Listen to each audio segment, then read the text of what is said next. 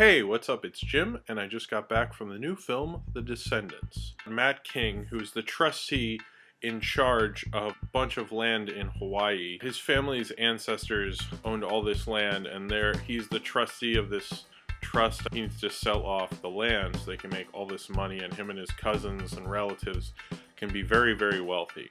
At the same time, his wife was seriously injured in a water ski accident. She hit her head on a boat, drowned a little bit, and now she's in a coma.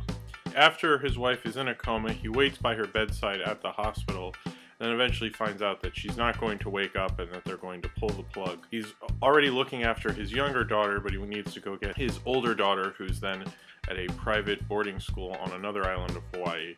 They bring her back, and he then finds out from her that his wife was actually cheating on him. And then he goes off to find the guy she cheated on him with, while also telling friends and family and dealing with this huge land deal that's all in the papers in Hawaii. It's been a while since Alexander Payne has made a movie. It's been his last film was 2004. Filmmakers can take years off and you don't see much difference. I really do like it, and I like Alexander Payne, but this film feels to me more like a warm-up than having Alexander Payne at his confident directing peak that you saw him in with films like Sideways, Election, and About Schmidt. You'd think his normal knack for dialogue would really work very well for Clooney, but I think George Clooney's almost feels out of his element at times, and I feel like the whole dynamic of the family never feels entirely believable.